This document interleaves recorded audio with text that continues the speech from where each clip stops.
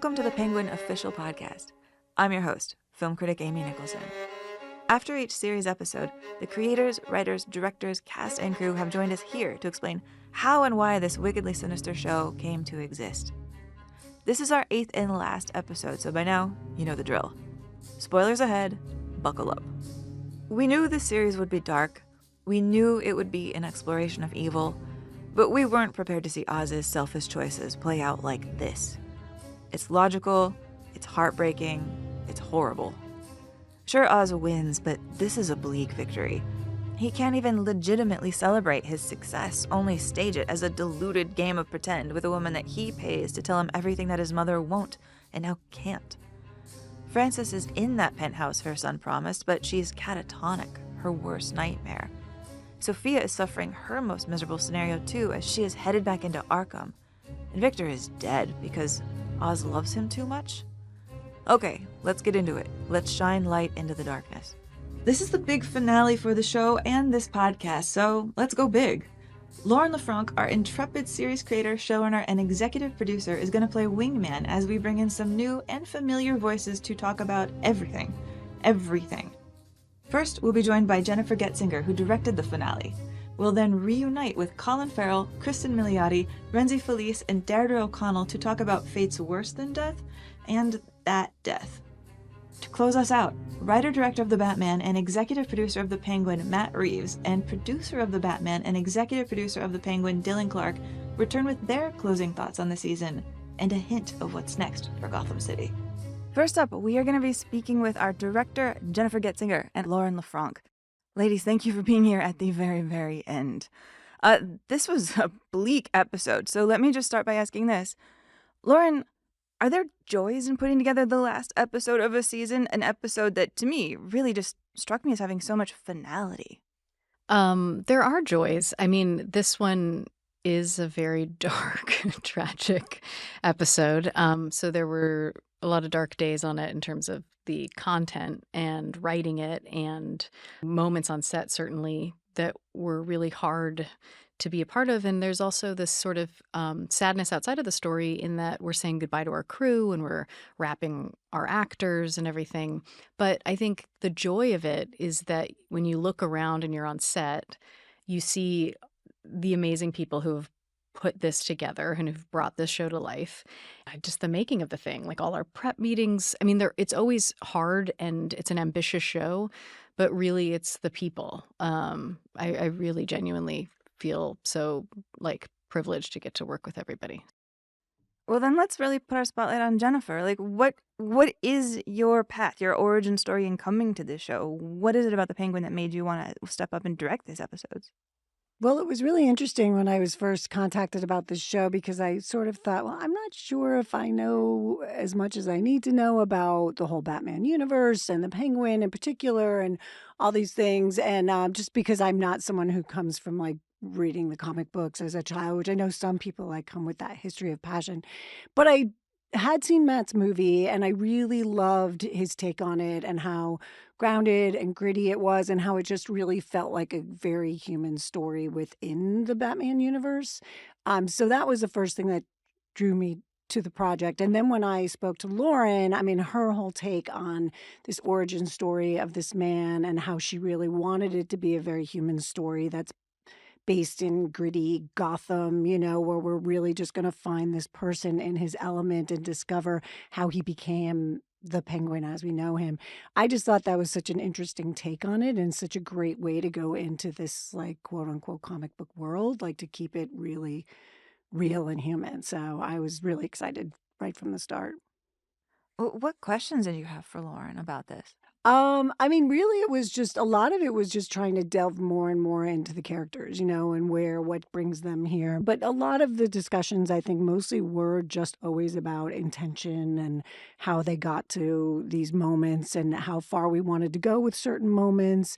So that was just really interesting to work out with Lauren and with the actors. Well, yeah, I mean, let's really dig into that. Let's start with Frances, because this episode, it starts with Frances under Dr. Rush's kind of mental manipulation, and she's reliving these memories of realizing that her son is himself a manipulator, a murderer, and what is she going to do about it? I'm going to use the word flashback here, but the way you two put these scenes together, they're kind of something else. I don't know exactly what to call them. Starting with this moment that you have Emily Mead, the young Frances, hand her memories over to Deirdre O'Connell in the mirror. So what were your conversations about the sequence and how you guys were going to pull it off? Well, that was something that Lauren had the idea of, to have Dee Dee play the young Frances in this scene. And I think it was just so brilliant because we're so connected to her that it would never have felt the same to have another younger actress going through these pivotal emotional moments, and I think that the segue between seeing Emily, who plays the younger Frances, then in the mirror for just that moment, so that we get that that's what she was like in this memory. But then we go with Dee Dee the rest of the time. And to me, that again, it's just something that really grounds it in what had been laid before, I think. Yeah, I mean, it is, it's meant to be a memory that's evoked from an EMDR therapy session with Dr. Rush that you're not witnessing. You're not going back and forth. You're not intercutting between reality and this, because we really wanted to make sure that you lived with Frances in this moment. And so, it was a creative choice to bring in the red light over Frances when we first see her, to have it feel a little odd visually, to come in and see bits and pieces of the environment and then find Frances within that.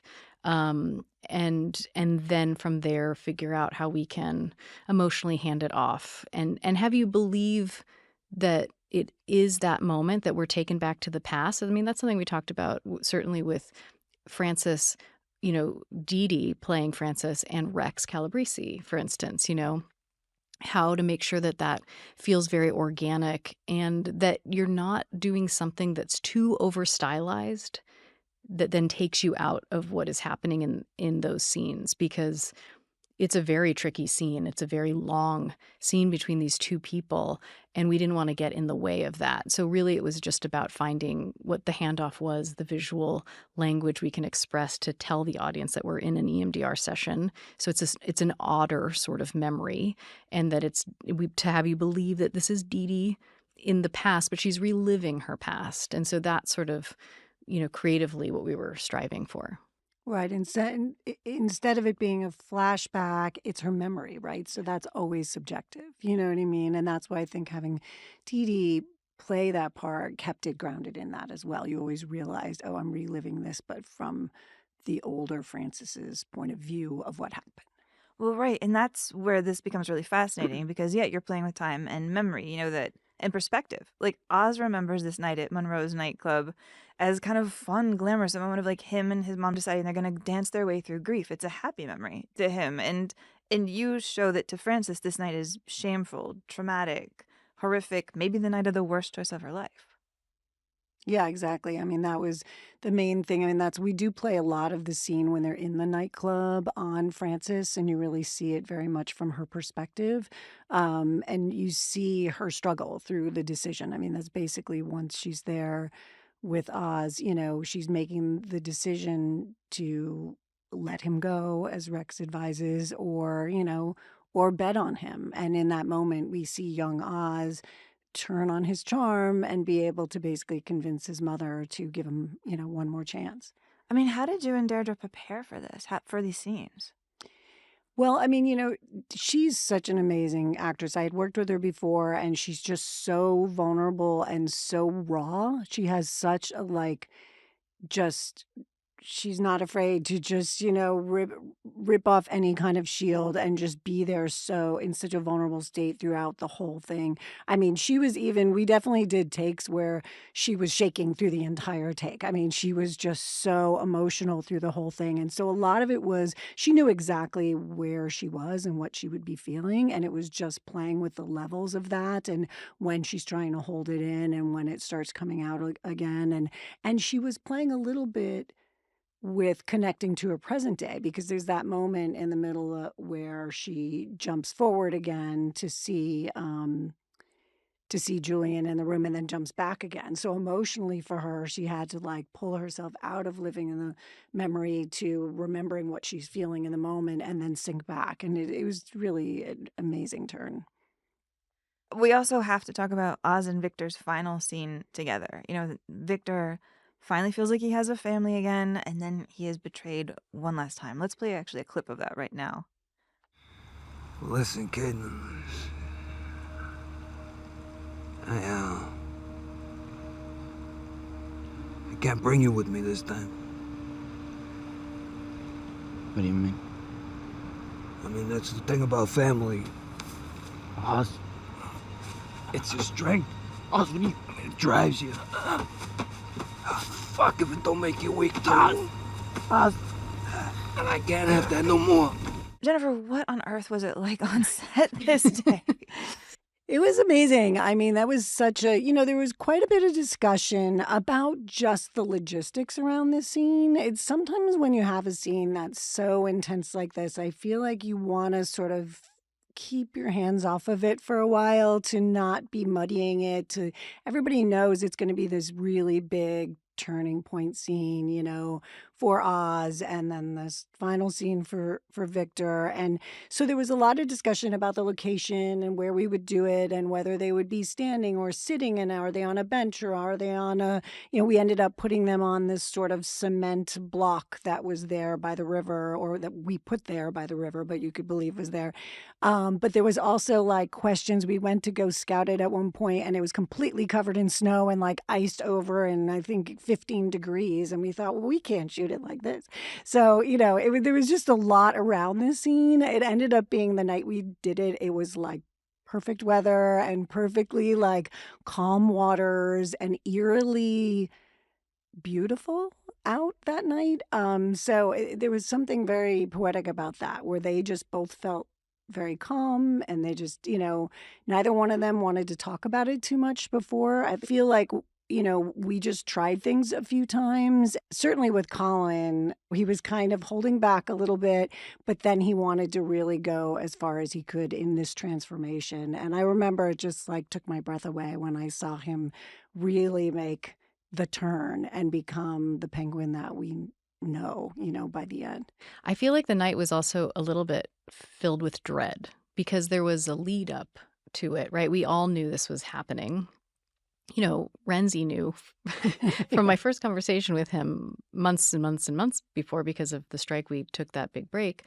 And I know Colin was also feeling a lot of tension, right? I mean, it's like a thing that has to happen, but everyone feels uncomfortable with it. And the crew is also so attached to our characters. I mean, they were so engaged. So it really was, as Jennifer said, so quiet that night. Like not a lot of talking, a lot of looks exchanged, but like not a lot being said.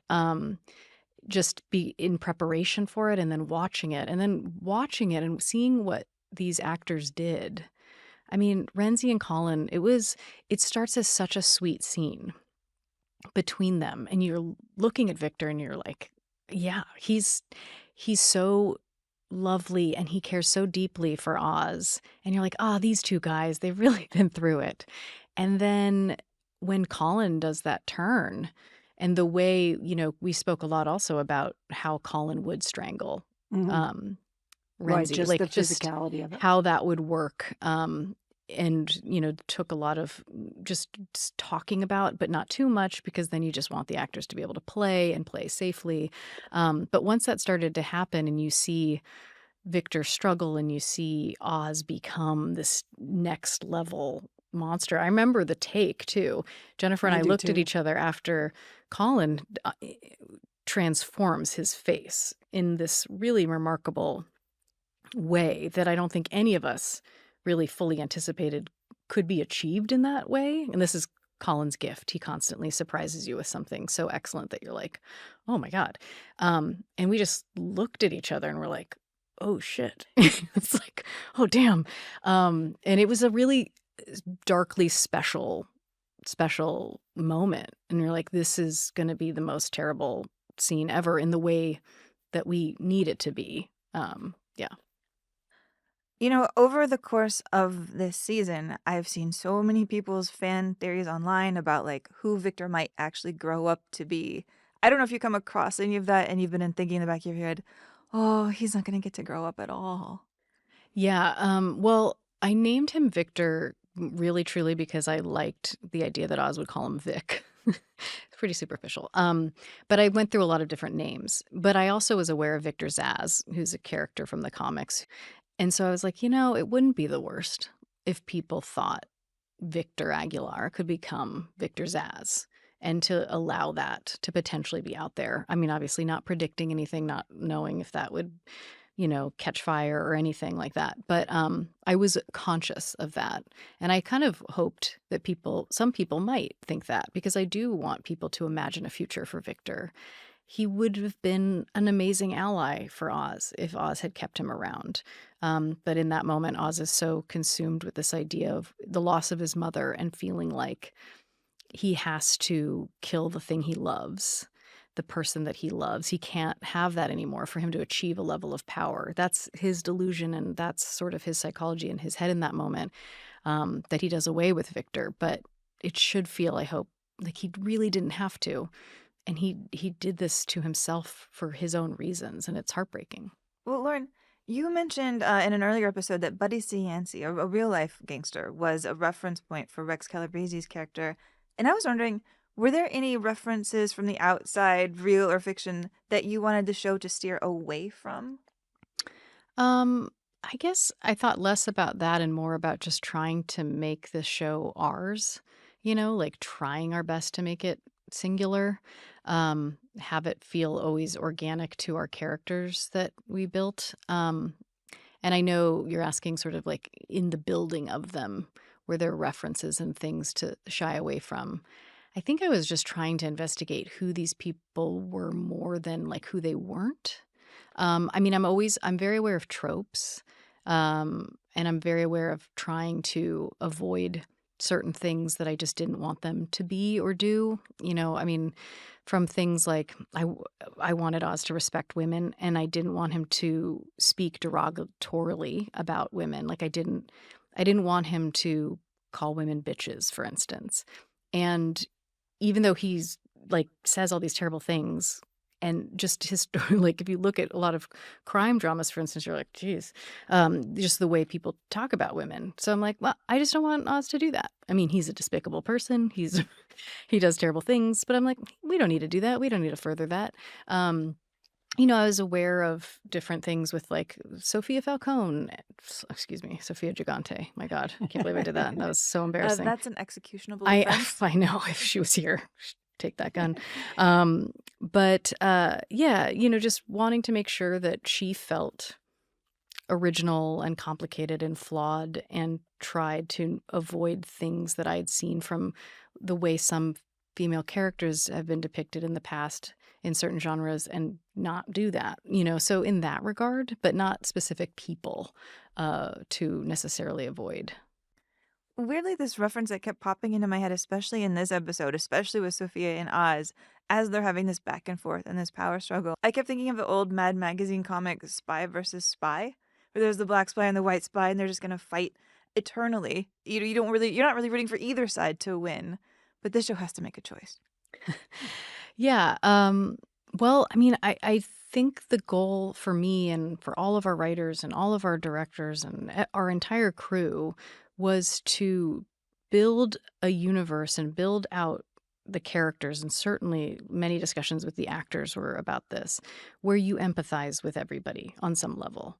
And no one is definitively a hero or a villain. And all that is an effort to make sure that you do feel conflicted, that you're not quite sure who you want to root for. And, Oz is a villain at the end of the day, ultimately. I mean, we, again, try not to say heroes, villains, black and white. We try to live in the gray, but he has to be that. So in that regard, and I think part of the reason why episode 4 was so important to me is that you empathize a little bit potentially more with Sophia, or that she seems sometimes more like the protagonist, even though she's also a very dark person who does terrible things. And so really the hope is that it creates conversation, it creates discourse around it, and that people feel conflicted. I think we would be successful if you felt like, I don't know who I want to make it. I don't know who I want to win. And ultimately, our show is a tragedy. And so no one really wins. I mean, some definitively don't. But even Oz, he makes it to the top. And so I think a lot of people presume that, right? Because it's a rise to power story and we know he's in the second film. But I hope that how he gets there and his version of success is surprising. When you have that much empathy for your characters, though, and then you're coming up with their grim fates, do you feel a little bit like you're sitting on a bench on a beautiful night, putting your characters' heads in your arms and giving them a big fatal squeeze? Well, shit, Amy, when you put it like that. Yeah, I would. Yes. I mean, it's that I think especially this finale, as Jennifer said before, there's that inevitability about it. And knowing where I wanted the characters to go is one thing, and then actually making it happen is another, and trying my best to make sure that you feel the things that I'm hoping you feel by the end.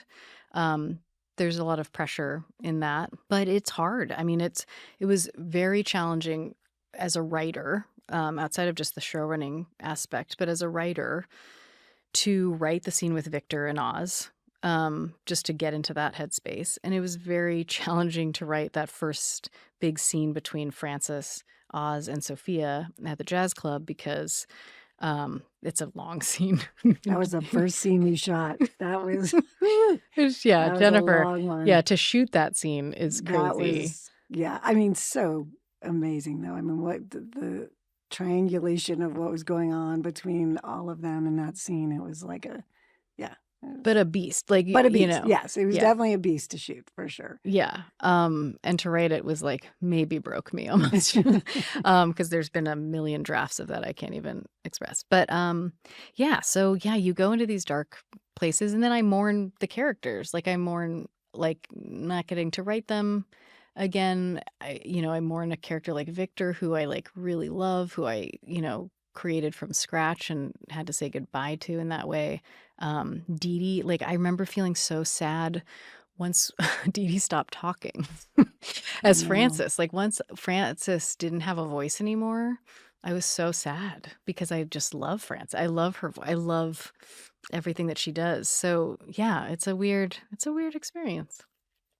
Yeah, I mean, even Sofia, I think she goes through such a change even within this one episode from being, when we talk about the opening, where you see her in Monroe's and she's, got Oz tied up and she's finally going to get her revenge and everything, to where she ends up at the end. And I mean, I always felt heartbroken for her. I know she's done these horrible things, but I also feel like she's a villain who was created by all these evil men around her, and I feel like I don't know that it doesn't justify, lighting people on fire and the things she does, but I feel like I don't know. My heart went out to her. She just was so broken by her life, by all the people in her life. And she ends up back at Arkham, which is worse than death. Yeah. No. And I mean, look, I think Sophia's great. I like, and Cristin, I wanna hang out with I would Sofia. like hang out with her if she didn't want to hurt me. But Cristin's amazing. Like, so it's when you get to experience that, and then you get to, I don't know, you get to write for and direct, I'm sure, actors who are so tremendous at what they do, and then you get to see them embody these people and bring them to life in this way that you never could have imagined. It's really special. And I mean, I remember with Cristin in the Arkham scene, I think it was a really long day of shooting, and Arkham was the end of a day. It wasn't the last scene she shot, but it was the end of the day. And she was like, we can just do this tomorrow. And I'm like, we can't. We've got like a whole other schedule. But she didn't want it to end. She didn't want to go back into Arkham, in that way. And I didn't want that either for her. But I'm like, I know, but we got to do it. This is it. It's happening. It's like very early in the morning and we got to do it. But yeah. And you put her back in Arkham. And then we put her back in Arkham. Sorry, Sofia. Jennifer Getzinger, thank you for joining us in this asylum. And Lauren, I'm going to hang on to you because this is our finale. We got a lot to talk about. All right. Thank you. Next up, we are going to be speaking with Lauren LeFranc. Hello, Lauren. Hello. We're getting Hello. applause from the Thanks other for person in the applause, booth. Colin, thanks. Thanks for the part. That clapping that you hear is from Colin Farrell, who, of course, plays Oz Cobb. Hello. I'll clap for you because Lauren's not doing anything. I'm going to do Oh, it. Thank you. I'm sorry. Oh, I Wait, we get should do to it again. that. Thank you. A round of applause. Well, welcome back, you two. A lot has happened on the show since we last talked for episode 1. I mean, Oz, congrats, you got your mom into the penthouse of her dreams. Yeah. Yeah, but Things are looking up for her, aren't everything they? she wanted. She looks great. It's She's everything really she loving the wanted. view. Yeah, but she could not tell him that Otherwise she's known as proud the of void. him. I don't think she'd tell you that she's proud of you if she could. Does Oz think he's happy in this moment where he's dancing with Eve, who he's hired to say that she loves him? It's a lot to unpack there. Leading. Is Oz happy? I mean, look, he's arrived at the centre of a world that he has dreamed of designing all his life. You know? He's got the penthouse, literally. He's looking down on Gotham from above. He has his mother. He has his mother upstairs. He reneged on the vow that he made her in the middle of episode 6. And yeah, he has Eve, transactional, Lauren, as that may be. He has Eve, and she's, I mean, happy, no. I wouldn't denigrate the word happy by saying he's happy. You know, it's far too existing in the shadows of human psychology at this point to say that he's happy, but he's somewhat, in his own twisted fashion, fulfilled. You know, somewhat. You know, I mean, a serial killer will take a victim and they will be fulfilled after the act, I'm sure. So fulfillment isn't all it's cracked out to be. So Begs dark. the question. So dark. Begs the question Serial of killer. what is that thing that fulfills you? You know, some people get fulfilled by being cruel. Some people get fulfilled by being of service. So I would say he's fulfilled, but I wouldn't say he's happy. No, I don't think happiness is. Yeah, I don't think it's on the menu for him really at this point. I don't think. What do you think? You wrote the fucking thing. I only said the words. No, I'm just like getting this like serial killer reference out of my head because it was such a dark thing to think of serial killers being fulfilled that way, but they are. No, they are. Aren't They they? totally are. They No, it's must very be. accurate. No, I don't think he's happy either. I totally agree with you. I mean, he constructed a world as best he could to be the dream that he wanted for himself at the cost of, certainly his mother's well-being and what she asked of him. Because I think selfishly he couldn't let her go. But also, he doesn't call her Ma in that last scene. And so there's a separation there, a disconnect that he's made. So there's an awareness, I think, but a lot of denial even so, and a delusion for sure. Yeah. In the end with Eve. And I'm guessing he doesn't know that Eve is the one who revealed his location to Sophia in episode 6. No, He does not know that. No. Yeah, no, Sophia kept her promise to Eve in that moment and didn't, and had every opportunity really to throw that one out there in Monroe's at the club when they had that big scene at the top of 8. So, but, they Bigger they fish had to a fry in pact. that scene, though. Yeah, for sure. Well, let's leap back a bit, actually, because this episode has Sophia playing basically a twisted family therapist trying to get Oz to tell Francis that he killed his brothers when he was a child. Francis' pinky is going to get cut off if he doesn't tell him the truth. Is Sophia right in the scene that Oz would rather let his mother lose her finger than confess this? He's never really, the old thing, you begin to tell a lie long enough, it becomes reality, or you begin to believe the lie yourself. He's never told anyone about what happened when he was a child.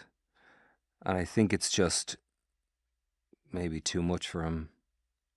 And so it's not just, I don't think it's just the wrath of a mother that he fears, which he does fear, or it's not just the withdrawal of a mother's love that he fears, which of course he does fear, but it's what, without knowing, he is possibly worried that if he was to give that event words and breath, that he himself would crack open. Oh, wow, I hadn't thought of it that way. Me neither. I believe you, though. Well, I hadn't thought of it that way, but I trust that that was in there somewhere. Yeah, I mean, in when my we were doing mind, it. if he had to, and Frances lost her pinky, she's not going to be hurt that badly, and he could then explain and rationalize something to her. Yeah, it's just a after. nose. It's just a pinky. It's just, I mean, and as dark as that might seem, it's Yeah. not, Sophia's not necessarily yet threatening death. Yeah. So in his sort of twisted rationale, if his mom lost a pinky, that's not the worst thing in the world. If he could still get her to believe in him and love him, and that would be a better priority. Because if he confesses and says something like that, that's like, as Colin's saying, speaking a truth out loud that he's not really wanting to recognize, and that could devastate his mother. He knows that much. He's never told her that. And Frances and him, they don't. That's the thing that I think that they're unpacking a bit there, and that Sophia's sort of poking at in that scene is. Oz tells his mother, quote unquote, everything, like potentially everything, but not really. And Frances doesn't want to bring up this residual stuff too. They both have these buried secrets. Silent and agreement, yeah. Yeah, and they're terrible at closure. They're not like great at that. They both should go to therapy a little bit. Maybe it would help them. Would have been an idea at some would have point. been really helpful, but here we are. It's a little late for that. Yeah. But do you want to go back to this scene? Because I want to hear about even just that day on set. Oh, that scene. Oof.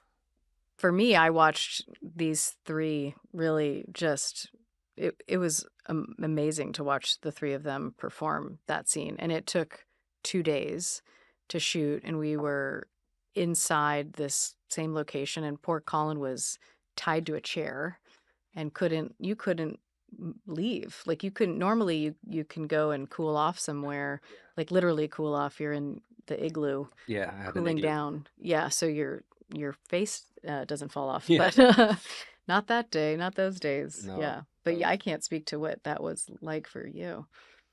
No, as far as what I do for a living, it was about as exhausting a day as I've ever had, I think.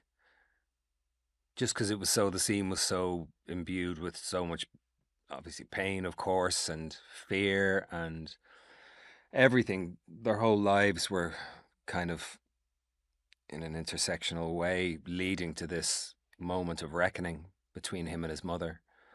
And so Sophia was, albeit the instigator of this moment of truth, reckoning, she was kind of tertiary way, like, she's poking the wasp's nest, but she's a conduit, absolutely, and she has her own journey. But I'm just speaking for Oz. She's a noise.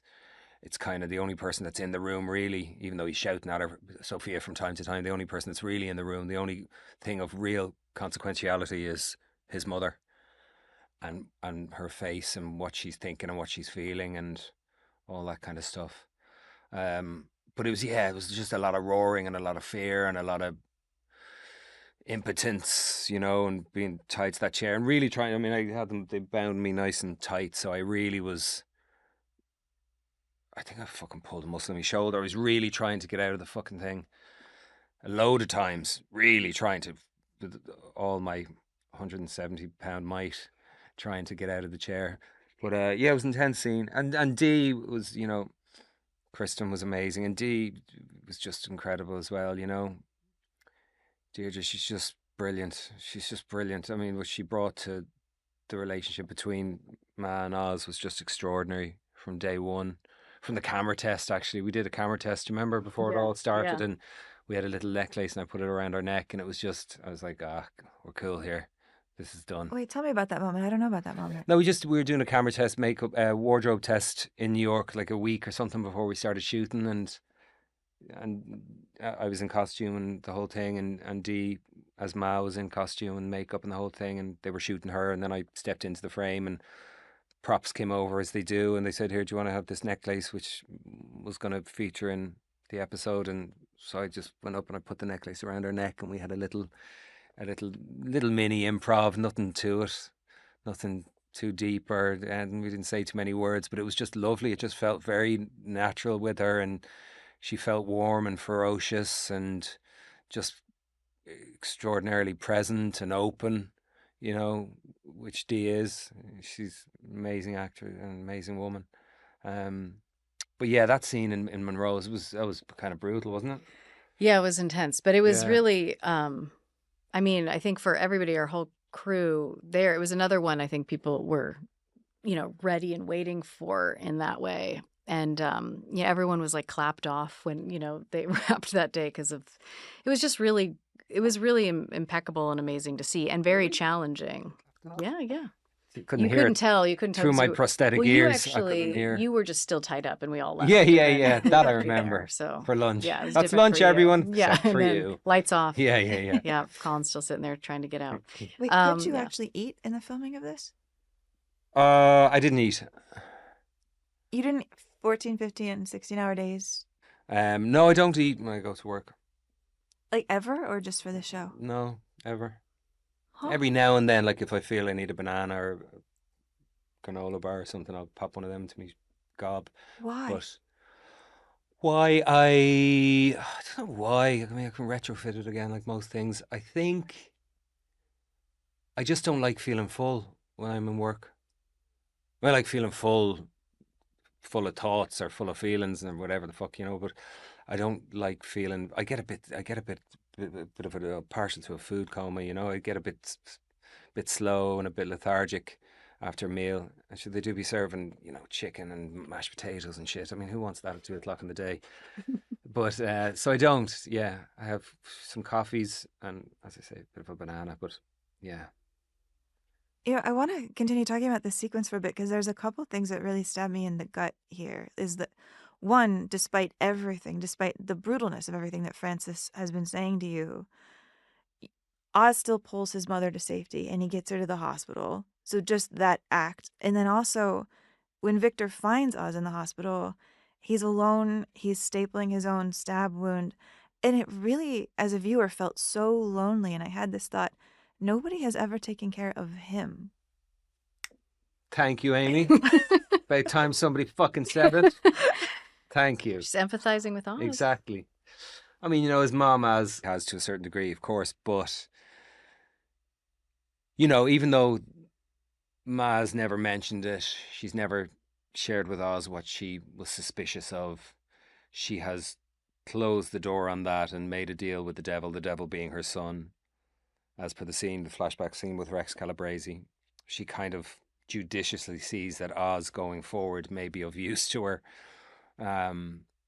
So that has to be felt, even though she took care of him as his mother, and it was never spoken of.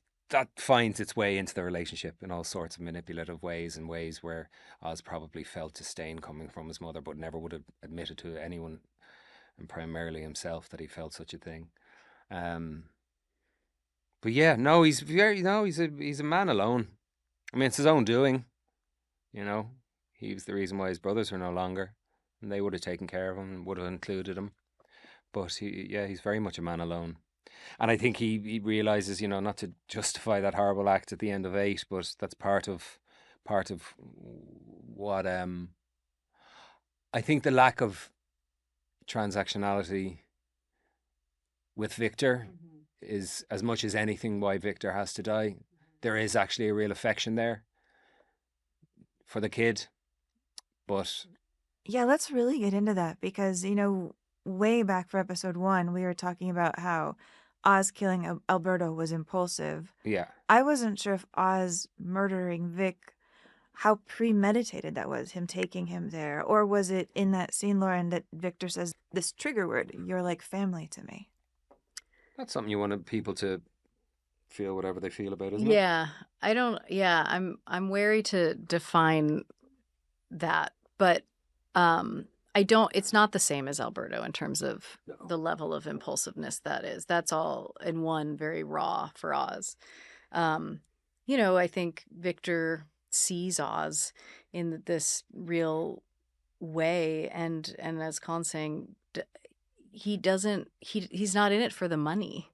He's not in it for all the glamour. I mean, there's like aspects of that are intriguing to this kid. It's like a different thing for him. But he is not stuck by Oz for those reasons. And I think Oz has challenged him enough in the show to confirm that. And if it was just a paid job, Vic could probably still be alive. Oh, yeah, for sure. And then that way Oz could control him and Oz would himself feel more comfortable in that. But like the affection that Victor has for Oz, it's like you were saying, like he's a lonely man, he's alone, and that is sad but also comforting to him, or it's what he knows, like the chaos that he knows, and he actively then chooses that again. I think he feels like he can be more powerful if he didn't have someone like Victor around, also to care about for his own sake too, because him caring for his mom didn't serve him necessarily very well, and it almost No, it's limited his detrimental, ability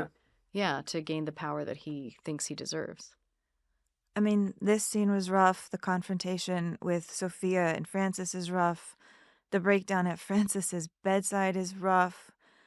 I'm really wondering, Colin, there's so many emotional scenes in this episode. How are you keeping up, just as an actor, the energy, the strength for all of these just huge moments? No, it was just we were just deep in it by that point, you know.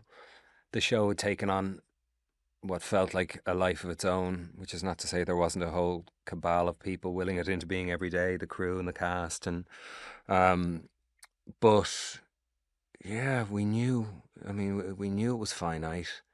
Knew the end was coming swiftly towards us. I was dying for the end of it. I mean, but you know, we all were. We were all. Everyone was knackered. When did we finish? It was in the middle of winter. Was it November? I think it was. No, I think we started back in November. We started back in November, so we finished were in January. Yeah, so it was the middle of winter in New York, you know, so it was dark and it was cold, and the story was dark and had turned very cold, and so everything was dark and fucking cold. Don't get me wrong, we loved it. Everyone's going to be listening to this thinking, what a like, wow, whinger he is. What a moany old grumpy gratitude, ladies and gentlemen.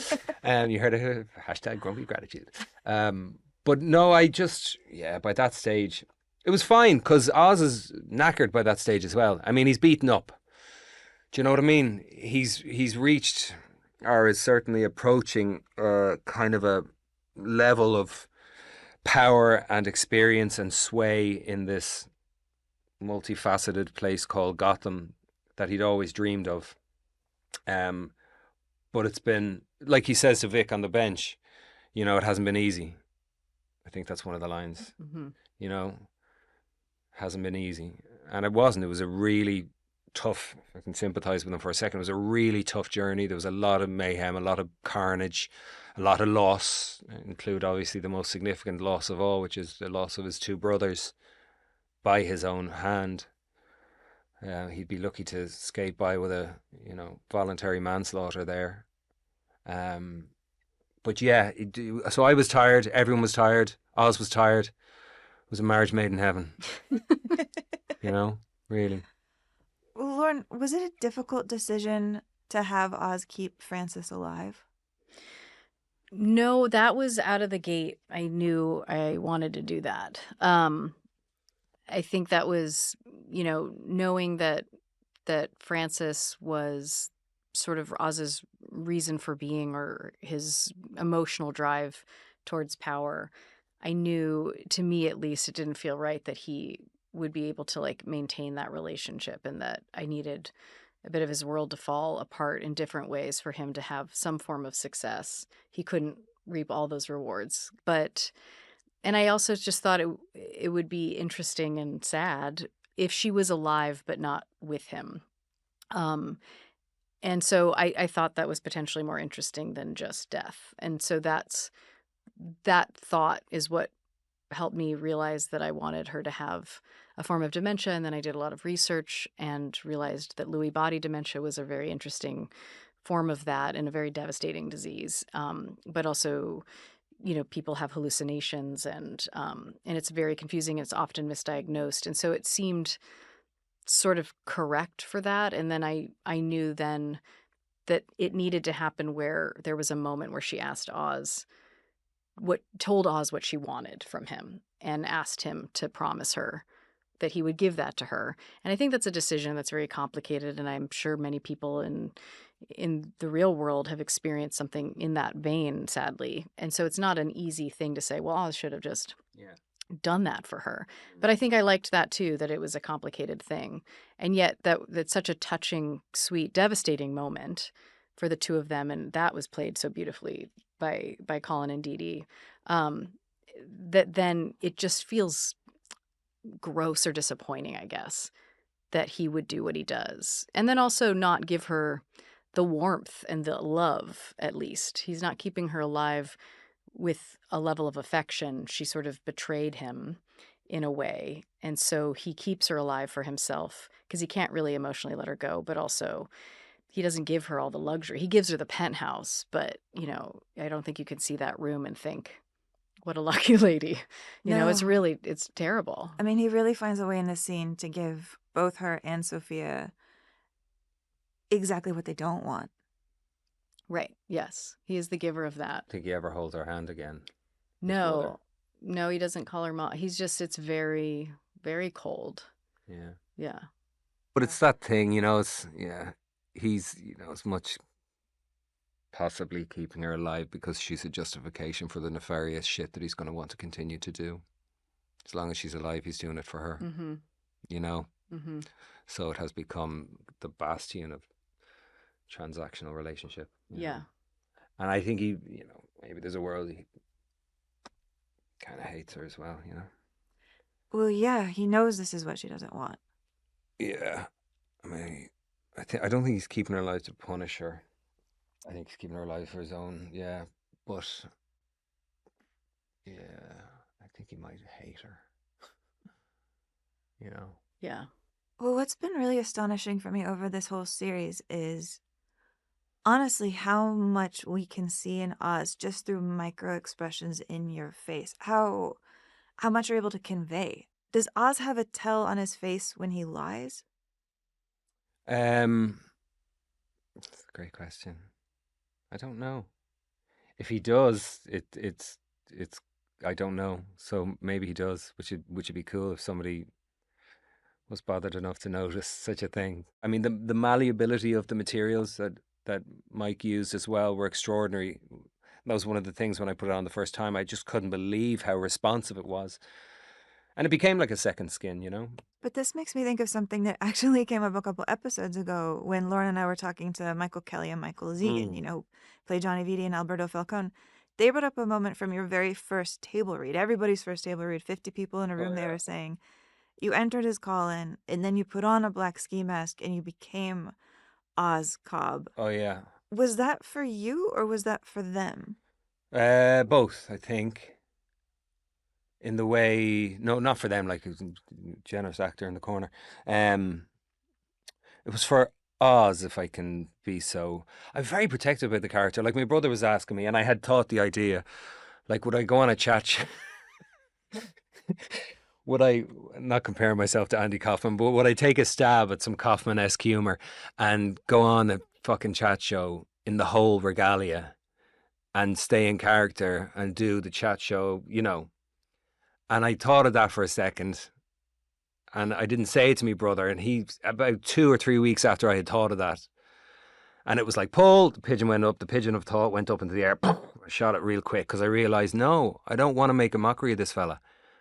I don't want to make him, you know, a joke. I don't want to make him a personality out in the red carpets or the, you know, I want him to live where he was designed to live and nowhere else.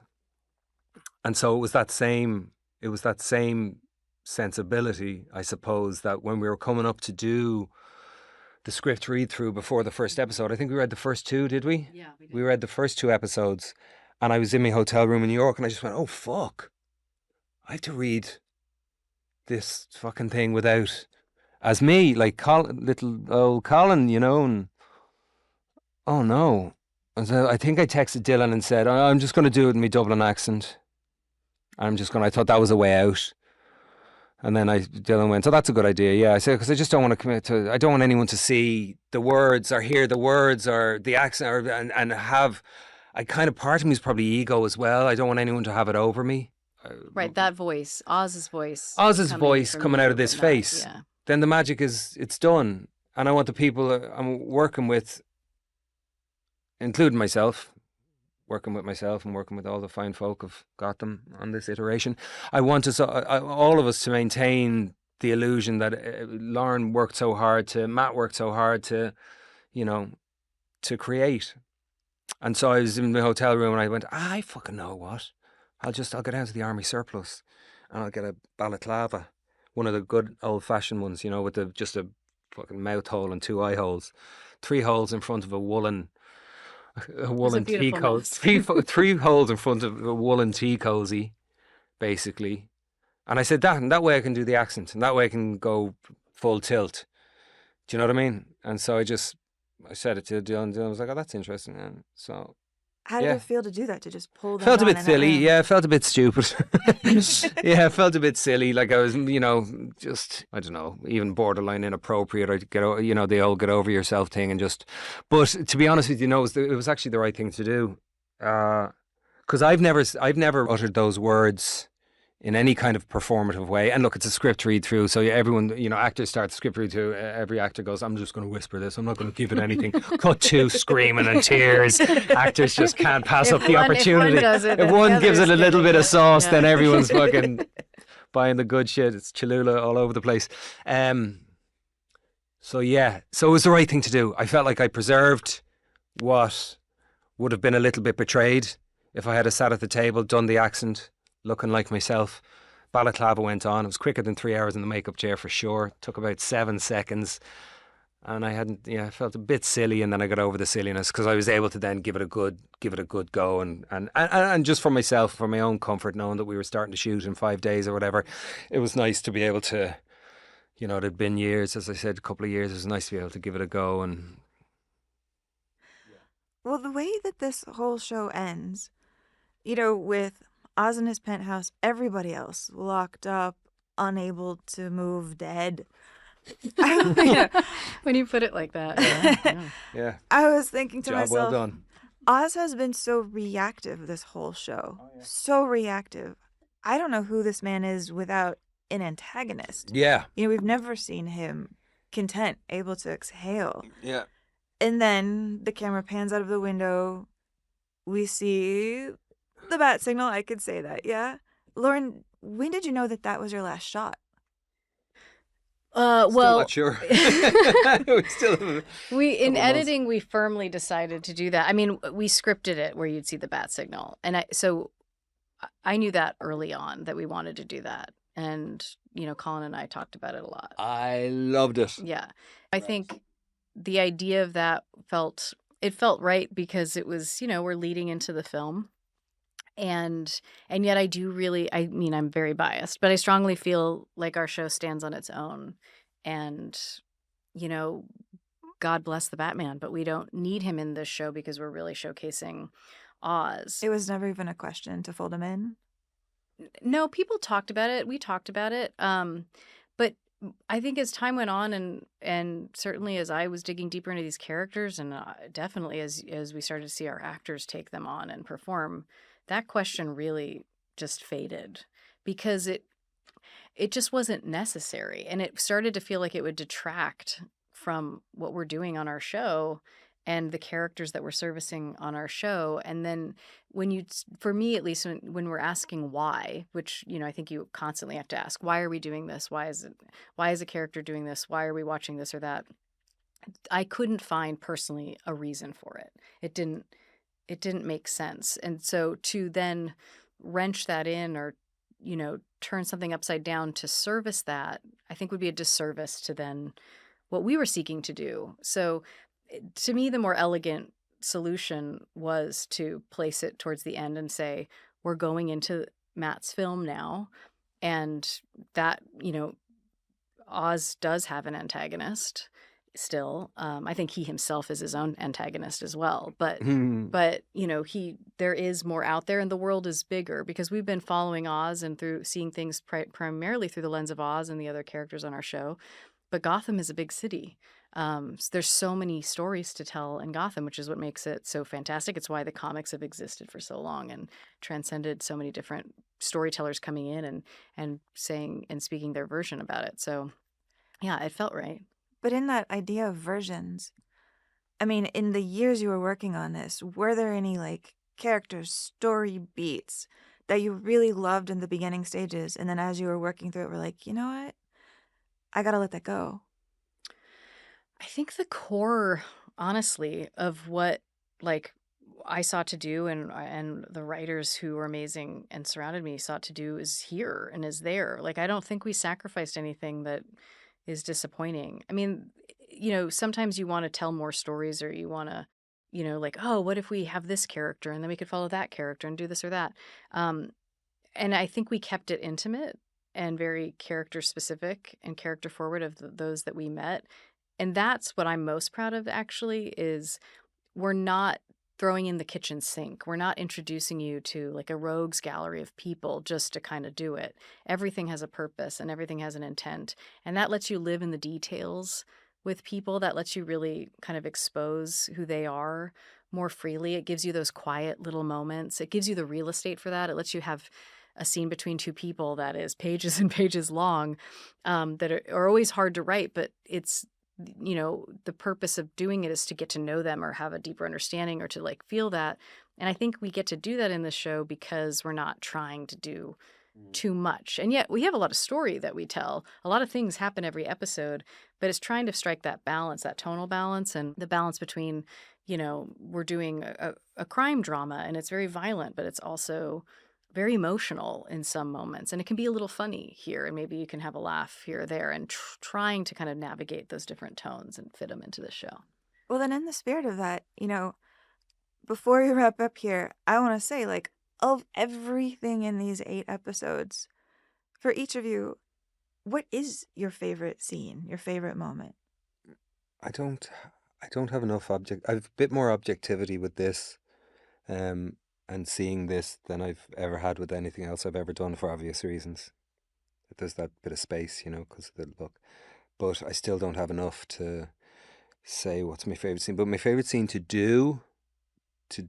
shoot on the day, my favorite scene to shoot on the day was probably the scene with Dee Dee in the bathtub and her asking me to take her out in Oz parlance. Just a lighthearted scene. Yeah, but that was probably my favorite one because it was so raw.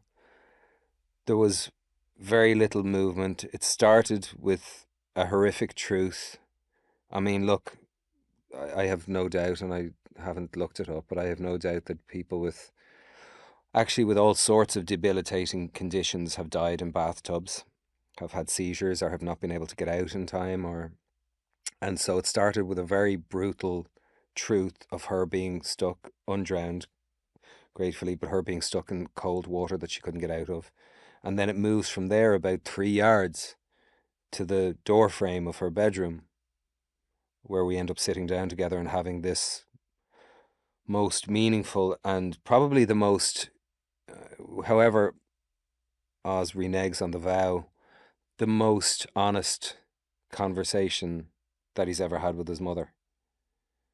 And Dee Dee was just extraordinary, and it was beautifully written. Like, it really was. It was so beautifully written, but it was just simple. Like I always say, acting at its most fun for me is when you get a well-written scene and 2 people sitting across the table from each other or sitting on the floor in a door frame. That's when it's at its most fun. Like, honest to God, none of the other stuff, none of the big bangs and chases and bunch of people, or you're regaling people with stories in a bar and you're the people's champion, like that. It's whatever. But 2 people, a well-written scene, wherever it's set, that's when it's at its most fun. And that was for me, and it wasn't like fun gaiety, let's be clear, it's a painful, dark scene, but it was a real, felt like a real honor that day to be able to get in the waters there with, pardon the pun, with Dee Dee and do that scene. Pun. Yeah. I don't have a favorite scene. I think I know too much of like the process behind like I have moments for myself of like writing scenes and things like that are just mine. But I'm genuinely very proud of the show, and I'm so impressed. I'm so impressed by our actors and our crew and the writers and the directors. And like, I'm really not just saying that, I just genuinely am. And to me, my favorite aspects of the show are sort of the smaller little in-between moments that oftentimes can be on camera, but also sometimes aren't in that. There's so many people it takes to make this show, and I get to experience that. That's truly the best part of this gig. Yeah, Is I get always. to just be in all these different little worlds and see all these great artists come together, and they're so passionate and they care so much, Always. and they're so talented, and make something what it is. So I'm not avoiding that question necessarily, but I guess I am. But I really, that to me is how it's made and that stuff and the machinations of that a lot of people don't get to fully understand and see. Those are my favorite things, I guess. Yeah, that's the magic part of it. Really Yeah. working with crews and seeing what people bring. Yeah, it's crazy. Yeah, it's wild. it's amazing. It's an amazing way to be able to make a living, to be honest with you. It's Yeah. magic. Well, on behalf of everybody listening, congrats, you guys. Congrats on a season well done. Thank you. Thanks. Thanks, Thank you. Amy. I am now back with Cristin Milioti, our Sofia Falcone, and Lauren LeFranc. Guys, Sofia is back in Arkham. Cristin, is that a fate worse than death? Yes, it is.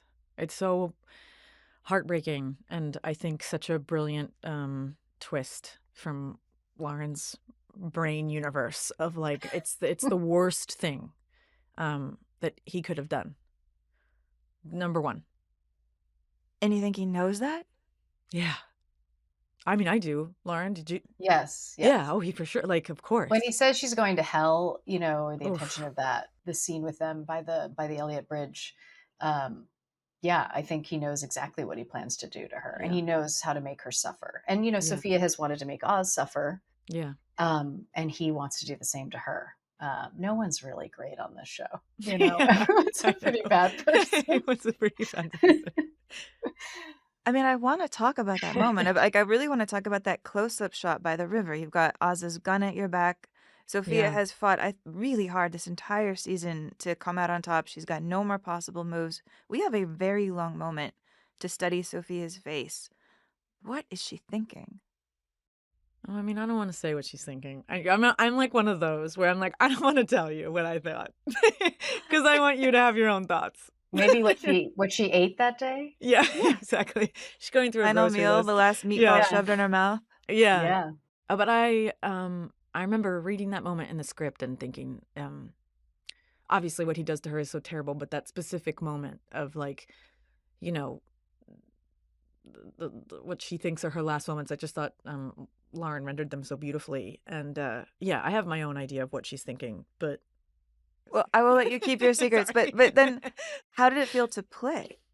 oh, so sad. Because also I had the time of my life on this show.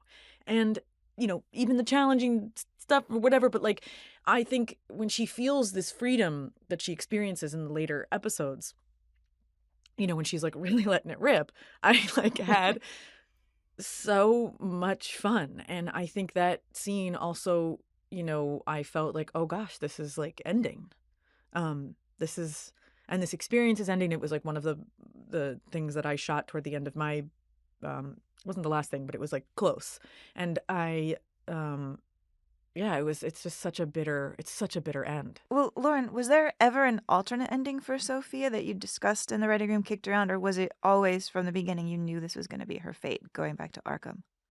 I mean, people always have different pitches and things. I think this is what I felt was the most important, most relevant thing for her. So I really wanted to stick to the way I envision sort of every character's beginning and end. So no, not really. I think the biggest thing that was discussed is like, I always knew there needed to be this big confrontation between Sophia and Oz on a level, and I knew it needed to involve Francis. And I think it was just about the sort of details and machinations as to like how to get there and like what's the best version of that. That was definitely something that we bandied about a lot in the writer's room. But in terms of her fate, no, I always wanted a fate in my mind worse than death. And I knew that going back to Arkham would be, to me, the most tragic. And I've always viewed the show as a tragedy. I mean, like every story has like a deep sadness to it, which just felt like important. It felt correct. I mean, talking even about that scene, between Sophia, Francis, Oz. I mean, Cristin, your character just seems so electric with power at that moment. Thank you. Dee Dee and Colin both are such like absolute beasts. Like they're such extraordinary actors. Dee Dee in particular is like, I've watched her on stage for years, and she's just like, I told Lauren once, like when I have that scene with her when I'm like kidnapped her and she's in the house, it felt like getting into the ring like and getting like completely knocked out time after time, but like with glee. I loved that scene, and that also felt like a play, and it's so rare that you feel that way, to be able to sort of like hold that giant space and like take our time. I think we shot that over the course of 2 days. Yeah, Is that right? 2 days. And it really did feel like I was like holding court, and that set was so incredible. And that's what's also so sad about her fate, is that I think in that episode, you're beginning to see her step into like this first level of sinister power or whatever, that would only go up, and then he just snuffs her. I mean, across these 8 episodes, do you have a favorite scene to play? A favorite scene that just you loved doing? I have like a top 5 probably. I mean, I loved them all is the thing, but like I definitely had my favorites, for sure. I mean, that scene in the orphanage with Gia is like one of my, I remember reading that scene and thinking it was so just incredibly written, and there was so much to play there. And yeah, that was one. Definitely the speech at the table in 4. All the stuff in Arkham, like all of it, like I really loved. Definitely the stuff in 8. Definitely the Monroe scene. I'm actually now saying like more than 5, but there were so many. I mean, keep them coming. Keep them coming. Yeah. This is a buffet. This is a buffet. The gown and the gas mask with the gun. I loved it. Like, I really did. So I liked it a lot. But yeah, it had a ball. And the stuff in the beginning too, especially love that scene when him and I are sharing his cigarette right before he betrays me. I remember Episode 3. Yeah, and him and I really have this, they have this like genuine, or is it genuine, whatever, like it's just like so rich. And because I just love acting with Colin so much, like that was also just a great scene to just be together and go through that. Well, Lauren, I mean, now that we can talk about Sophia's whole arc, what element of it was the most difficult to really get right? A lot. I think Sophia is she's a very challenging character to write, in that in some ways, in other ways it feels very freeing and kind of just truly fun. But in terms of her emotional journey, she's really complicated. And I think what makes her so complicated is that her drive is not obvious in some ways. Obviously she wants revenge and she wants to find her brother's killer. There's like aspects of things that feel very simple. Yes, these are truths, right? She wants to get Oz.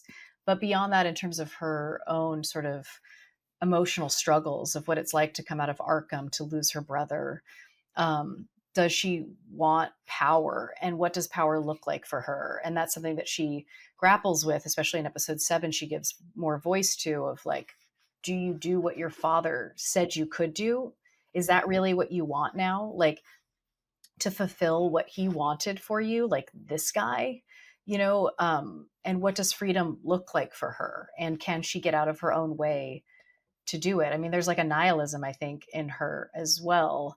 And a desperation to find her footing and belonging, and where she might fit. And she really hasn't had a chance to catch her breath even. So I think in that regard, making sure we could understand her and empathize with her and really track her emotional journey was always something at the forefront for me, of making sure we were doing the best we can in writing to give Cristin what she needed to know who this woman is and play her. And then, of course, obviously, Cristin's such a tremendous actor and so empathetic and magnetic that like that was really, we were helped by that most definitely. And making sure that like you see behind her eyes, like what Sophia's thinking and what her struggles are. So, that's always the best thing ever, is when you don't feel like you have to give voice to those things all the time. You can feel it from an actor, and certainly Cristin, brings it on another level.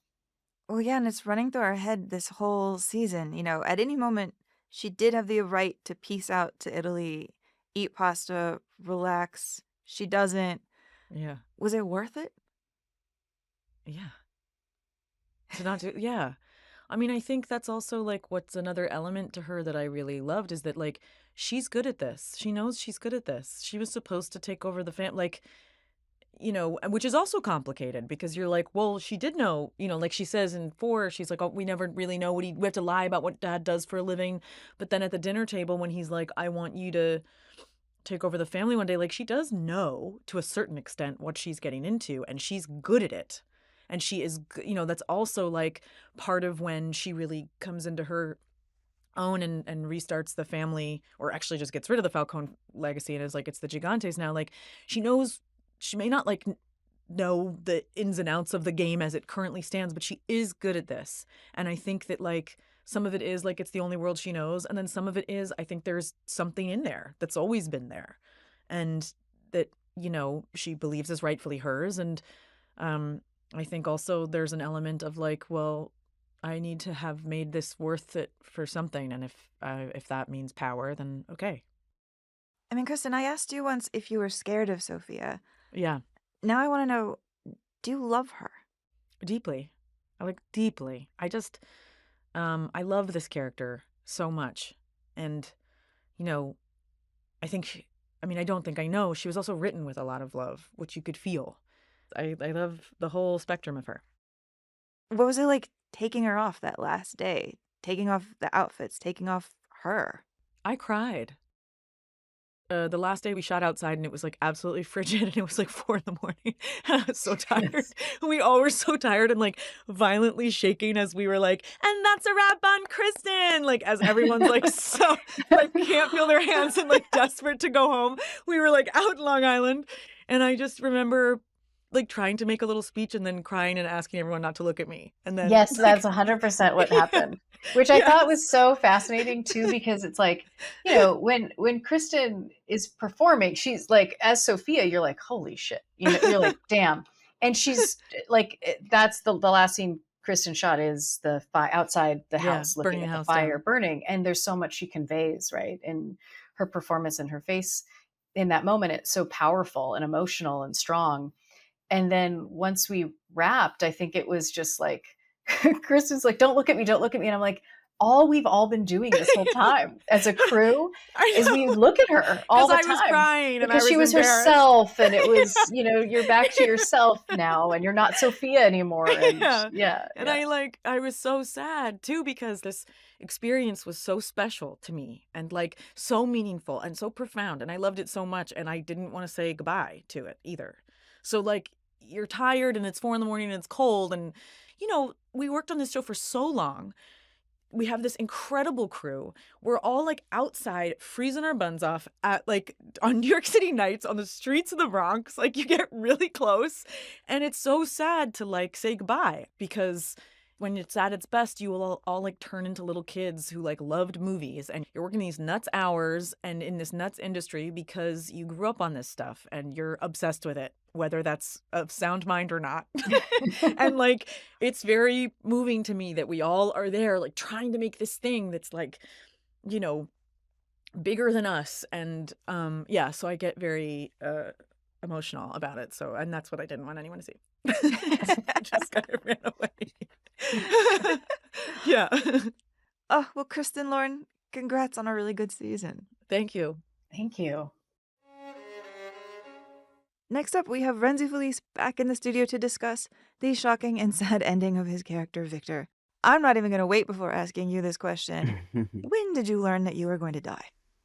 When did I learn I was going to die? Actually, it was the very first meeting I had with Lauren. We met at her office in the Warner Brothers lot, and I came in for my first fitting, and I got the news about my ultimate demise. I know, I really just dropped it on you in a like, right, so you're going to die. Way. No, honestly, no. no. Too attached or what? But no, I think I asked if he wanted to know. I think, I like to give every actor, I like to have a conversation with every actor and talk about where I think they come from, things that maybe will never end up on camera or not, and then just what their emotional trajectory is.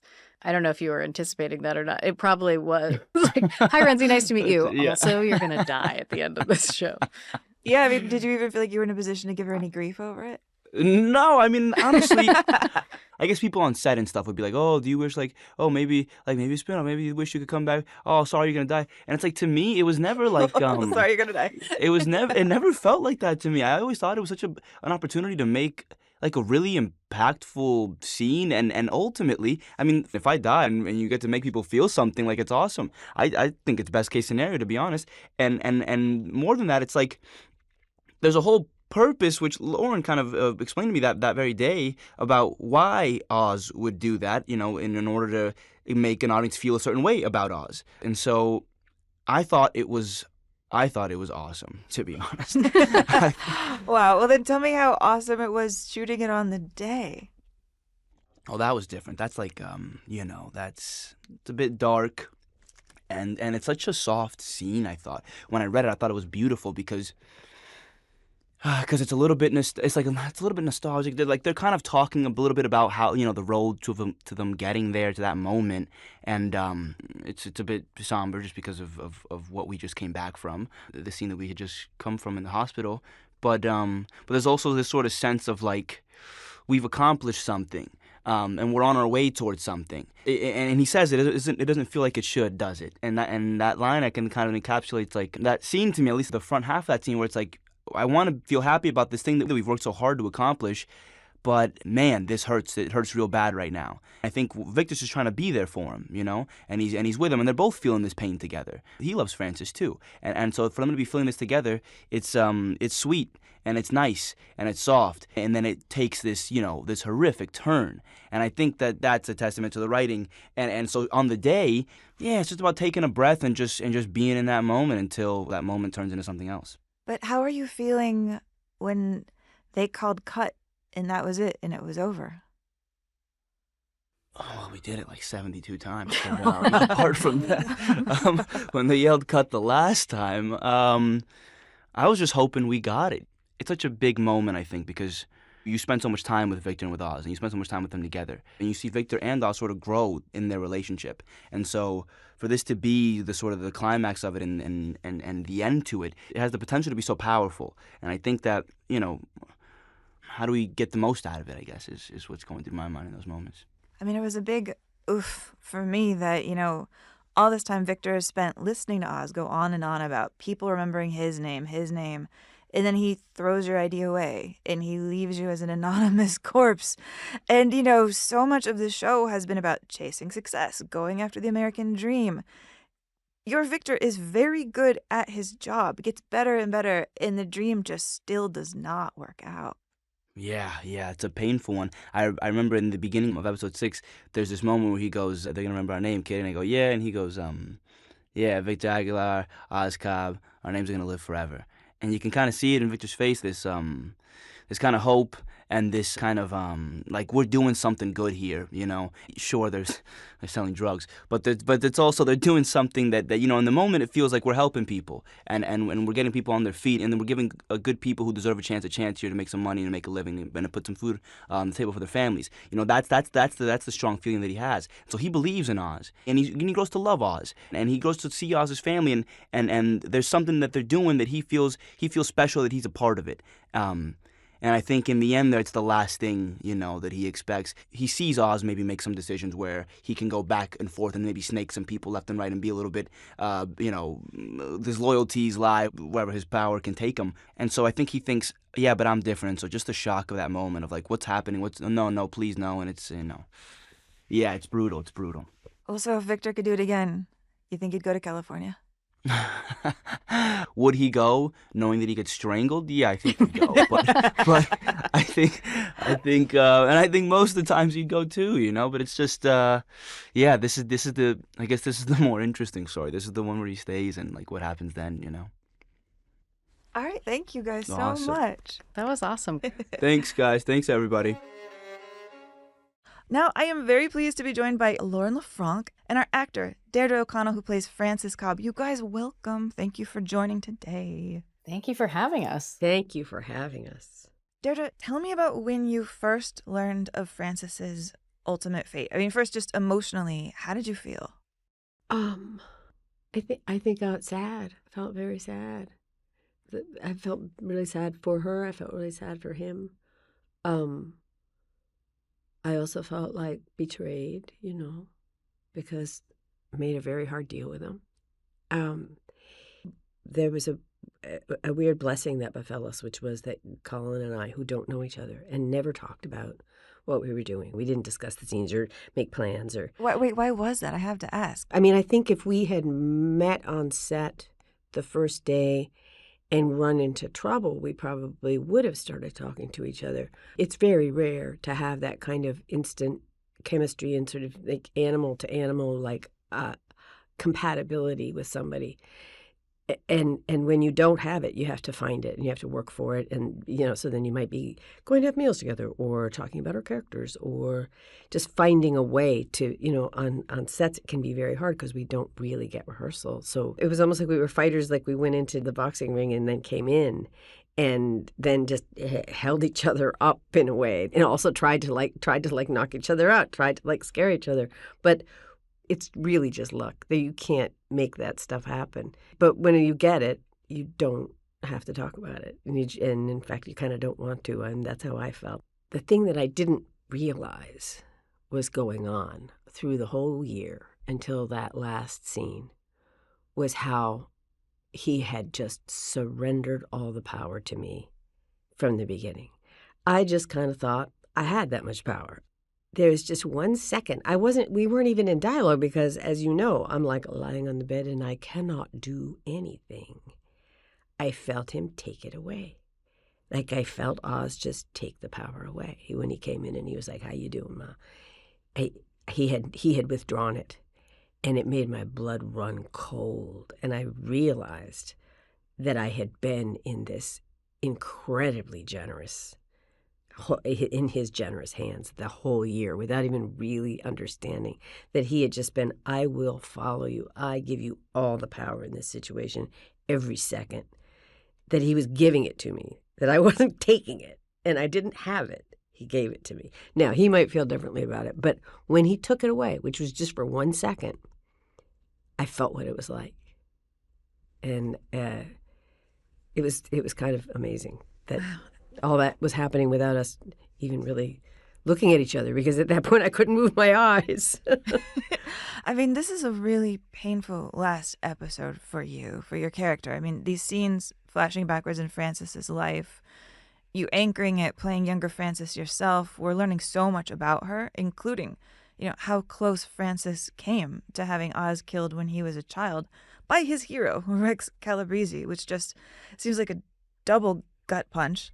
Yeah. Why does she change her mind back then? Do you think it's purely self-interest? Is there any love there? There's so much love there, I think,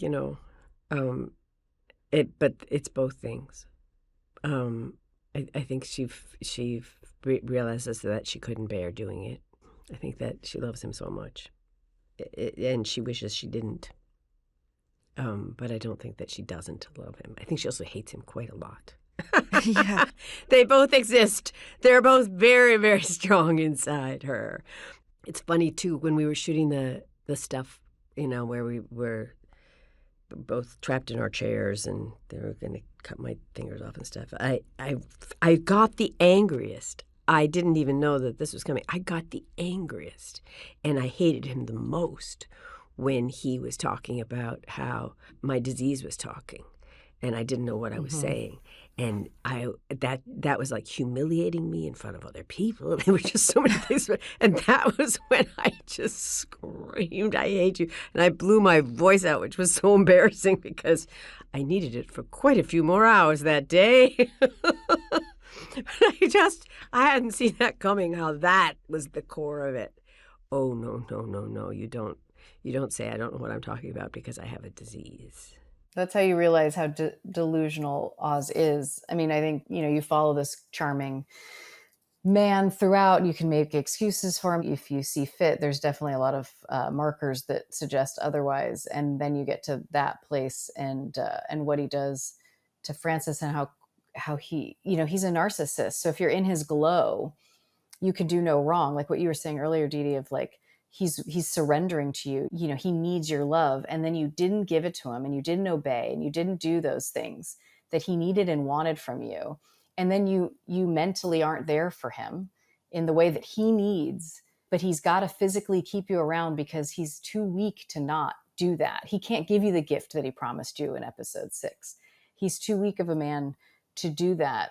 And so he needs to hold on to you, but under his terms. And in that last scene between the two of you, we purposely don't have him say Ma. He doesn't call her mother. Oh, yeah. And so then it's that withholding that you're talking about is so intentional. It was just a spiritual thing. The room was so different. It was really an extreme experience. It was a tiny one, but it was extreme. Oh, man.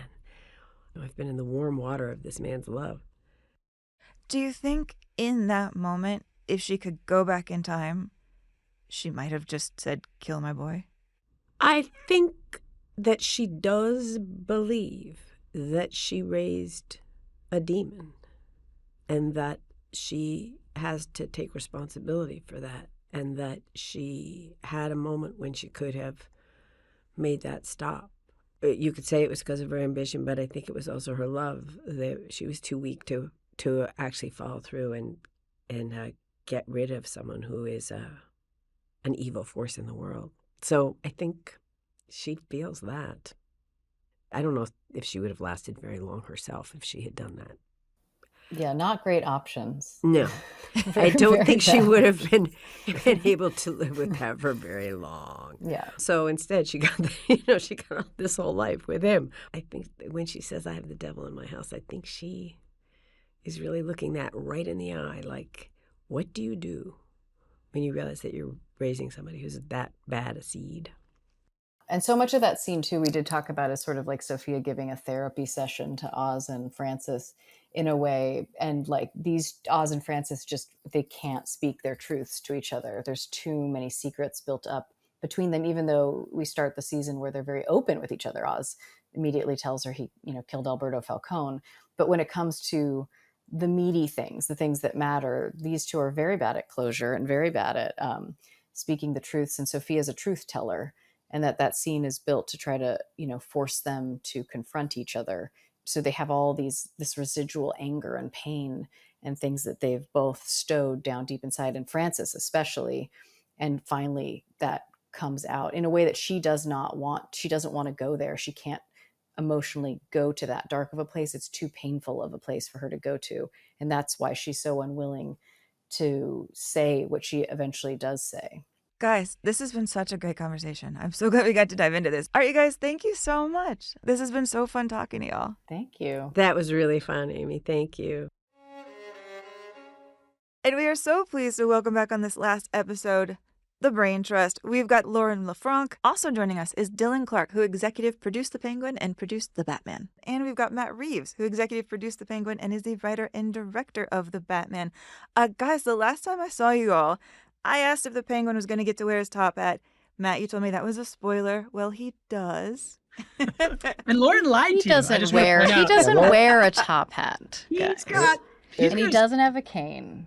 Okay, he didn't have a cane. That's true. No, Top Hat, we pay homage to Top Hat in episode 7 with the movie Top Hat. He's wearing a tux. He's wearing a tux. That tux is pretty much He's penguin-y, holding a top hat. Which was he's holding the top hat. You're going to call me on he's holding the top hat. I think it makes a big difference. It does. It makes he a does difference. have a top hat, though. He's holding it. Think you he has lied. one, That's okay. but he's not wearing it. Lauren's right. We did top hat in the show. That was a nice homage to it. Top hat. He's not wearing it, and the cane is hung up on the. It's an umbrella. The room is divided. Matt and I are saying top hat and cane.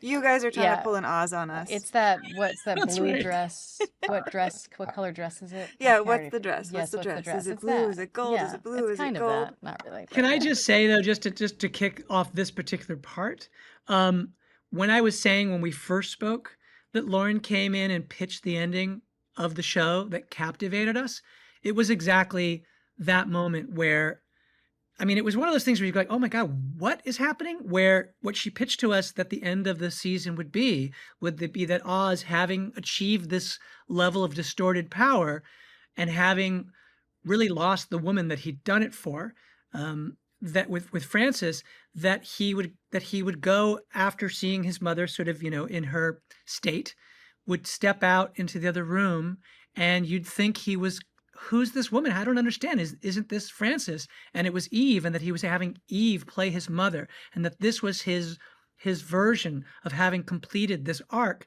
And she pitched that pretty much exactly as what you see in the series, and that was where I was like, oh my God, that It's ending weird. is just really And it's really hard to land again in a pitch form. So many, it felt like years, right, Lauren? It felt like you had pitched that It years did feel like prior. years. I think it was probably years was prior.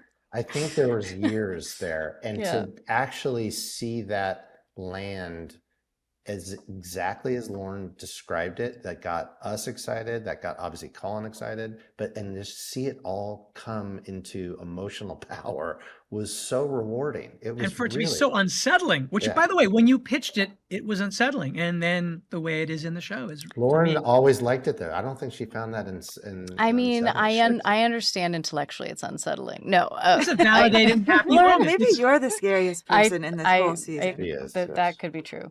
Yeah, it was an exciting moment on set and I know exciting is probably an odd word for it, but truly to see that come together and to feel like it was working in the way that I imagined, or really even better than that, because that was always the question of, you come in with these ideas and you pitch something, or you want this to work, but it could really fail because it's one thing to have an idea and it's another thing to feel like, I think we did the thing that we said we would do with the help of every member of our crew of, Helen Wong, our costume designer. We teed in the purple dress. We established that early, the way Dee Dee presented and wore it. And then in the flashbacks, having Emily Mead, our young Frances, wear that dress again, and then Dee Dee wear it again in her, strange sort of EMDR therapy flashback session that we have at the top of 8.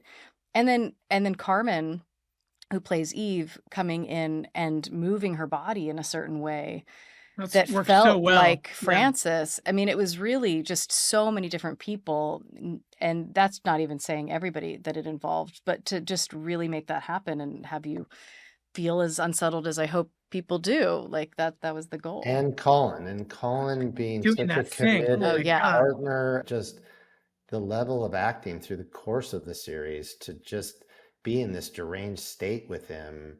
And prior to that scene, he's so emotional when, he's not able to achieve the thing he's set out to do, which is to receive that reward from his mother, that he's made it. He can't do it. And he's had to create this scene with Eve.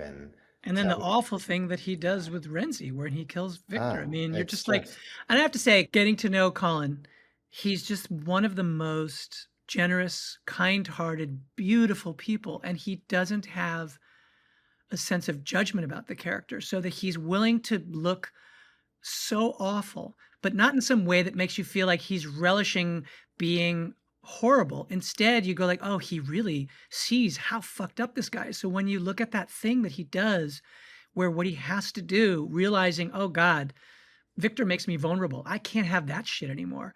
And then what he does with Carmen in the end, and you're just like, this is an indelible portrait of this character, because Lauren has written all of these facets and he's played them so honestly. Well, I mean, thanks to the twisted mind of Lauren LeFranc, Oz has done some truly awful things this season, much worse than I would have imagined from just episode 1. Was there ever a discussion about any limits to what Oz might do, or was it just no limits? Go for it? I would say the limit was that it should never feel gratuitous, but that was where, as we were saying last time, that's what bonded us in the first place, which was that the idea is about insight. It's about looking like, why is this character this way? Where does this come? And if anything felt gratuitous, it would have been the line, but that was never, Lauren's intention was always to make us understand. And that was where we bonded in all of that. Yeah, to make sure that it felt not gratuitous and believable too. I think any of us, if we ever were talking about something that would, and certainly in my writer's room too, if anyone was ever bringing things up like that felt wrong, we just wouldn't go down that path. And I know it's hard to kind of know where the line is, but I feel like if you understand the characters and you can sort of clarify that line, and you have to ask yourself that question a lot, like what is Oz willing to do?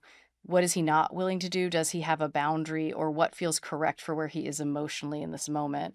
And then to make sure that something like in terms of where we end with what happens to Victor, what he does with his mother, the choice he makes with Eve, that we're planting those seeds along the way that you believe this man is capable of those things. We maybe were in denial of that. We didn't want to see that, but you could feel it. And instead of you thinking, I hope the audience isn't sitting there being like, that would never happen. He would never do that. That instead it would be like, oh shit. I think he did. Yeah. I have to say that that's one of the things that most impressed me about what you wrote. That moment with Eve at the end, that came out exactly as it was pitched. Vic's death didn't. It was different. Obviously when you're starting, Lauren pitched out the whole season and this is where it would go. And then as you actually dig into something, you find the truths of those things and you find all the shapes. I think the implication of what I thought Lauren was pitching as the story was developing when we were very early on was that when these events transpire in such a way that Frances goes through what she goes through, that he's lost her and all of that, that it gets to a place where he is almost egged into killing Victor in this way that was almost retribution for all of that, or blame, or some kind of answer for that. But then when Lauren got deeper into the episodes and when she got finally to 108, it became so much more strongly about Oz's vulnerability. And in fact, for a moment, I was actually getting worried. That was one place where I thought, wait, are we going to earn this? And then the way that Lauren wrote it, and then the way that Colin played it, had such sadness under the horror. So it's thinking, oh my God, how fucked up do you have to be that the one person who you feel you have any connection with now, you have to snuff out because it makes you weak. What happened to you? And that's just one of those moments that I think evolved through the course of Lauren doing the show and arrived at that. And I was just really, really, really. I will say, having spent a little bit more time with Lauren on set than Matt, and talking to her about her dark world and fantasies, I knew That sounds so weird. I knew she was going to earn that death in that way through that character moment. Because I think there was some question also from the studio how are we earning that moment? But I think it was always your intention to play the vulnerability of Oz there. And the love is transactional, and love makes you weak, and he can never earn his mother's love, and he's so desperate to be revered, and he hasn't quite achieved that there's this, and again, I think when we saw it, it was just the one character who actually truly loves Oz. It's too much for him to handle, and he chokes him out. Well, I think that's the beauty, honestly, to me, of television, of just long form storytelling, because you start off with ideas. You're, sometimes one person in a room, you have, a few people, we're going back and forth. We're talking about stuff. I'm trying to take stuff in. Then I have the benefit of bringing in all these great, talented writers who start to put new ideas in your head, start to, tug on different thoughts you have. You start to have this great discourse. Then you bring in your cast, and we already had Colin, but then we had all these tremendous actors come in and bring all these characters to life. And then you see them start to inhabit these people, and combine that with the wardrobe and, additional hair and makeup and all the crew and all the people who are the crafts people, who are artists in their own right, bringing the world to life.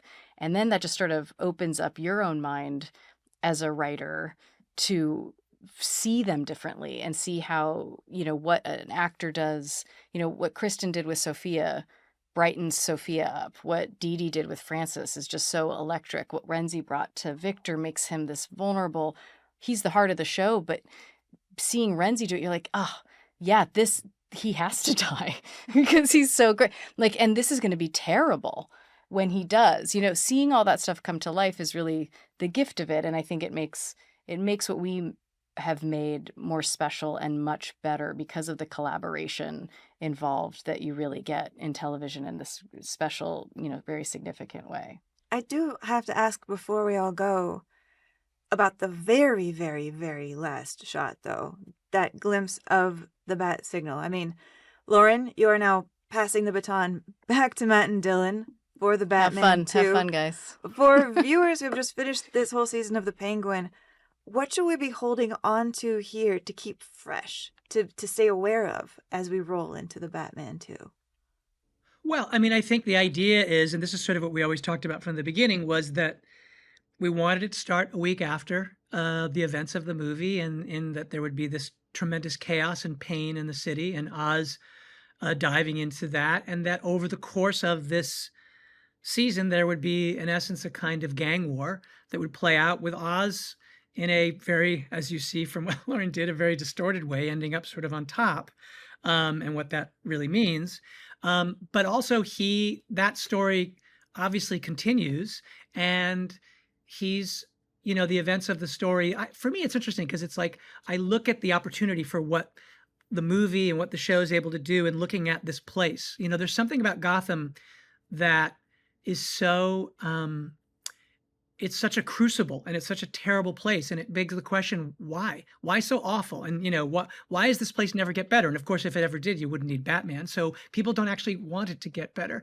But I think as far as the continuation goes, like we kind of, and we were sort of talking as Lauren was writing, just sort of saying, there's continuation of the sort of what happened in the first movie with the revelation of this corruption and just how deep it goes. Why is Gotham really this way? That's one of the big questions that I think the show and the movie do ask, which is like, why is this place like filled with such despair? How can this persist? Why do people not find a way to wade through it? Which of course plays out in that the real world is that way too. That's exactly right. Why do we struggle through these things? We look for the better, sides of ourselves, and we do fight for these better things. But then there's the darker sides that always seem to sort of this ebb and flow. And in a place like Gotham, Oz is going to be drawn into continuing. As Haiti says, they're going to be looking at what happened, and they're going to be looking at him. He had a relationship with Falcone, and he's in the drug business, and he's going to have to answer to some of these things, and he's going to be involved in some stuff that will be an entry point into the movie. And it's not the through line of the movie, except to say it's the beginning of where our story continues. Well, can I just say? You said absolutely nothing. What I just said, I think you're like, you know what? I bought into. I was in. I believed it too. I actually think that's what we're doing. Yeah. So okay, good. That's well said, man. Okay, good. Okay. Well, everybody, congratulations on a hell of a season. Thanks. Thank you so much. Yeah. So Oz wins, and he loses, and Sofia loses, but at least she's still alive. As for everyone else, all I can say is, I'm so sorry, and it's all Lauren LeFranc's fault. We have now seen what Gotham City is like without Batman around, but we just saw that bat signal come on. The baton has now been passed back to writer-director Matt Reeves for the Batman Part 2. I won't be seeing you next week, but when the time comes, I will be seeing you in theaters. Once again, I've been your host, film critic Amy Nicholson. As grim as the show has gotten, these last 8 weeks have been a joy. This was an OBB Sound production and hosted by me, Amy Nicholson. Executive producers for OBB Sound are Michael D. Ratner, Scott Ratner, Arlen Konopacki, and Elias Tanner. Produced by Toby Lawless. Production manager is Brian Burgett. Engineered by Josh Falcon. Our editor and mixer is also Josh Falcon. Booking coordinator is Tess Bartholomew. Research producer is Jesse Holland. Executive producers for HBO are Becky Rowe and Savon Slater. Executives in charge of production for DC are Mike Pilata and Victor Diaz.